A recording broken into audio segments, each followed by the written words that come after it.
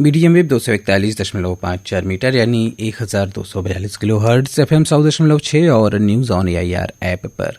ये आकाशवाणी का वाराणसी केंद्र है। सुबह के 7 बज चुके हैं। प्रस्तुत है कार्यक्रम गुड मॉर्निंग बनारस। जय जय बनारस। का भैया का हाल चाल हो? सब चकाचक? तो गुरु हो जाइए शुरू। बढ़ा लीजिए अपने रेडियो और मोबाइल का वॉल्यूम, क्योंकि शुरू हो चुका है बनारस का number 1 show good morning Banaras, देश के नंबर 1 रेडियो स्टेशन आपकी वाणी आकाशवाणी पर। हमारा नाम बनारस बाबू, हम हैं बनारस बाबू। जी हाँ, आपके रेडियो मित्र आशुतोष यानी बनारसी बाबू के साथ। दोस्तों, कल शाम बड़े दिन के बाद गोदौलिया चौराहे पर अपने लल्लन चा मिल गए। पेंडुलम की तरह मुंह लटकाए और मुंह में मगही पान का बीड़ा दबाए धीरे धीरे चले जा रहे थे। देखा देखी हुआ, जरम्मी हुआ। हम पूछे, का अच्छा का भवा, काहे मुंह लटकाए हैं, का चिंता हो गया है? चचा बोले, अरे बचवा का बताई, बड़ी चिंता लगल रहला, जिंदगी आगे कैसे कटी। आज हाथ पैर सलामत हो, आपन काम धाम चलत हो, कल ना चली तब।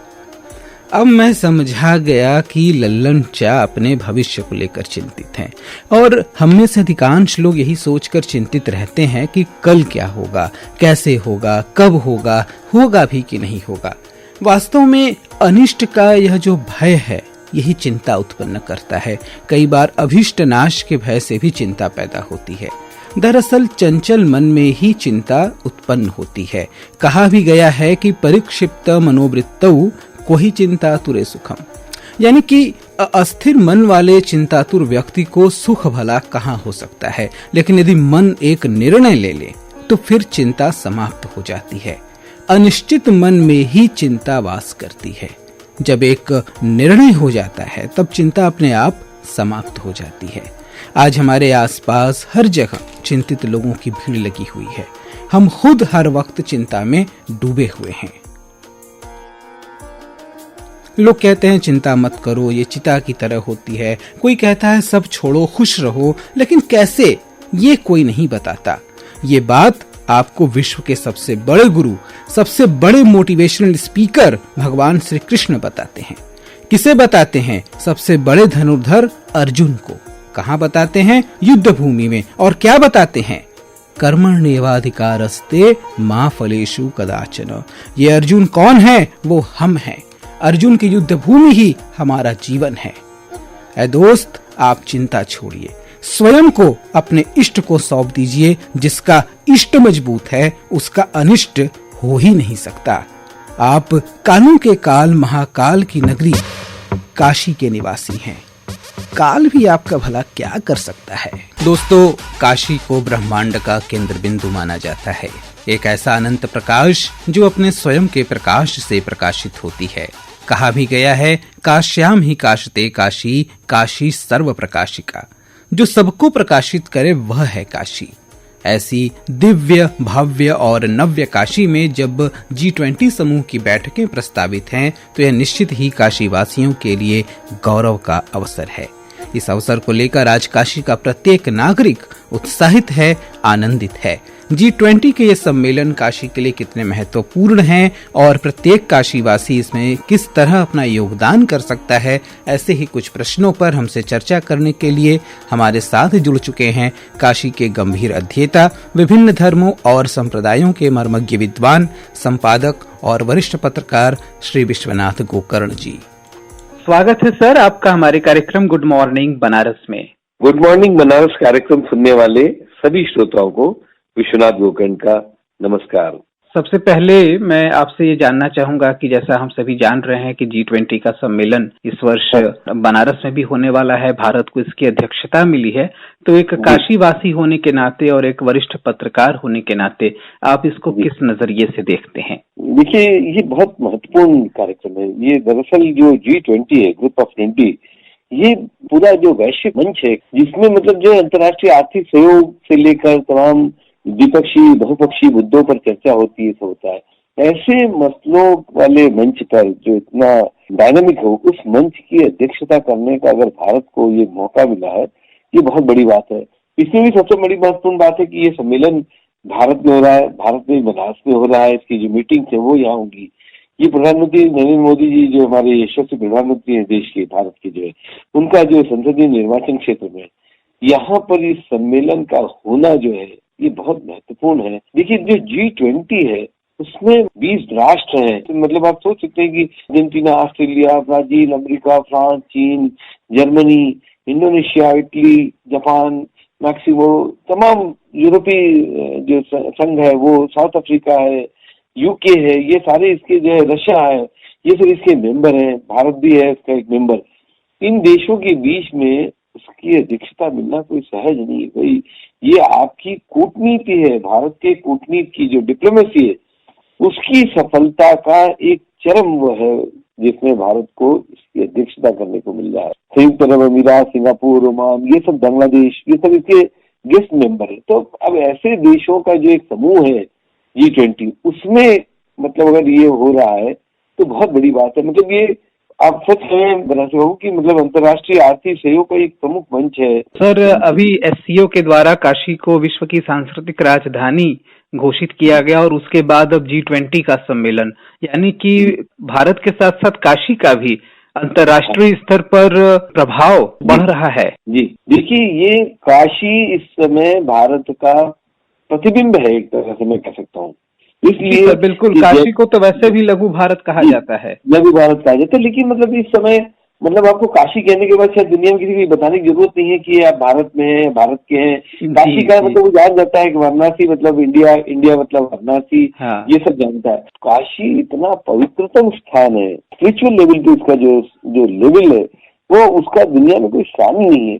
ये आशुतोष महादेव शिव का जो की नगरी है, ब्रह्मांड की रचना आपको बताऊं किसी काशी के पंचक्रोश क्षेत्र में हुई है।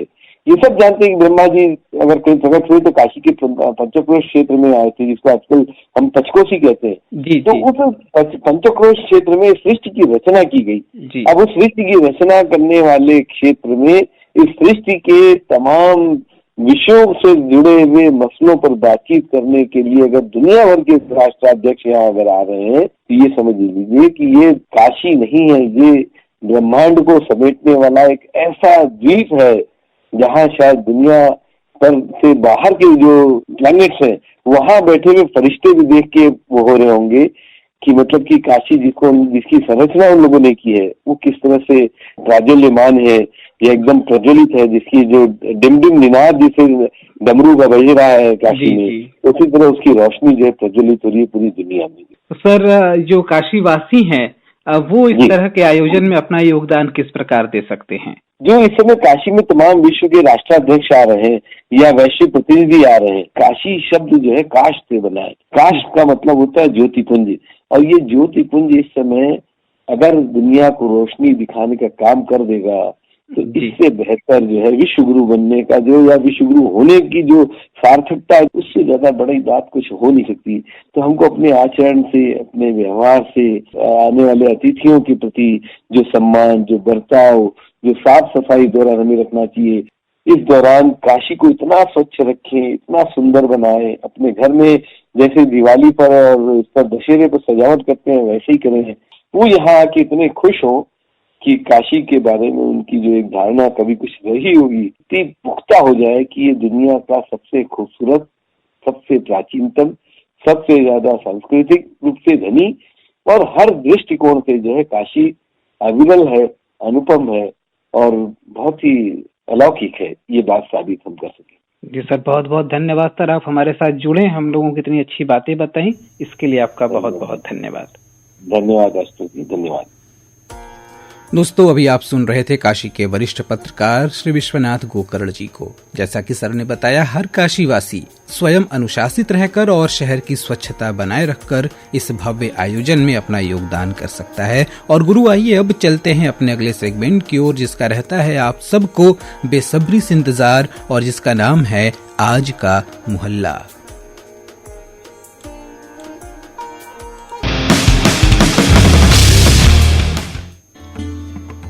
तो हमारा आज का मोहल्ला है पटनी टोला और गोलाघाट। जैसा कि अपने पिछले एपिसोड में मैं बातें कर रहा था इन मोहल्लों की, तो इसमें हमने मूंगा गणेश और राधा कृष्ण मंदिर के विषय में बातें की थी। आज उसी क्रम को आगे बढ़ाते हैं और एक बार फिर चलते हैं पटनी टोला और गोलाघाट मोहल्लों में। दोस्तों, इस मोहल्ले में 10 महाविद्याओं में से एक पीताम्बरा देवी का मंदिर है, जिसकी स्थापना सन 1884 ईस्वी में स्वर्गीय पंडित रमानाथ जी व्यास ने की थी। वे देवी के परम भक्त थे। पीताम्बरा देवी ही बगलामुखी देवी हैं, जिनकी 4 भुजाएं हैं। इनकी उपासना करने से उपासक के शत्रु की वाणी अवरुद्ध हो जाती है और वह उपासक का कोई अनिष्ट नहीं कर पाता। पंडित रमानाथ व्यास काशी के उद्भट विद्वान थे। वे मंदिर में प्रतिदिन सायंकाल 6 से 8 बजे तक महाभारत की कथा करते थे। मान्यता है कि इस कथा को सुनने के लिए स्वयं अश्वत्थामा भी आते थे। अश्वत्थामा चिरंजीवी होने के कारण आज भी इस भूलोक पर विद्यमान माने जाते हैं। सन 1920 में व्यास जी की मृत्यु हो जाने के बाद आज तक से उनका यह व्यास आसन रिक्त पड़ा हुआ है। बीच में सन 1964 में मात्र एक दिन के लिए ब्रह्मलीन स्वामी करपात्री जी महाराज इस व्यास आसन पर बैठे थे और उन्होंने 10 महाविद्याओं की कथा कही थी। महाभारत के 10 विद्याओं में से ही एक भुवनेश्वरी देवी का मंदिर भी यहीं पास में उपशांतेश्वर मंदिर में है। यहीं ज्वरहरेश्वर और भद्रेश्वर भी हैं। ये सभी देवगढ़ काशी खंडोक्त कहे गए हैं। उपशांतेश्वर महादेव का पूजन ग्रह शांति, मूल शांति और पंचक दोष शांति के लिए किया जाता है। और इस मंदिर के बगल में ही भगनीश्वर और वैश्वानरेश्वर हैं। अग्निश्वर का प्राचीन स्थान आदमपुरा में स्वरलीनेश्वर के समीप कहा गया है। क्षेत्र में कीर्तन मंदिर, अश्विनी कुमारेश्वर के मंदिर, ऋषभदेव भगवान का जैन मंदिर, चिंतामणि पार्श्वनाथ, बाबा रामदेव रूड़ीचा वाले का मंदिर और अचानक माता का मंदिर भी है। तो ये हुई बात गोलाघाट और पटनी टोला मोहल्लों की, और अब बातें गुजरे हुए कल की।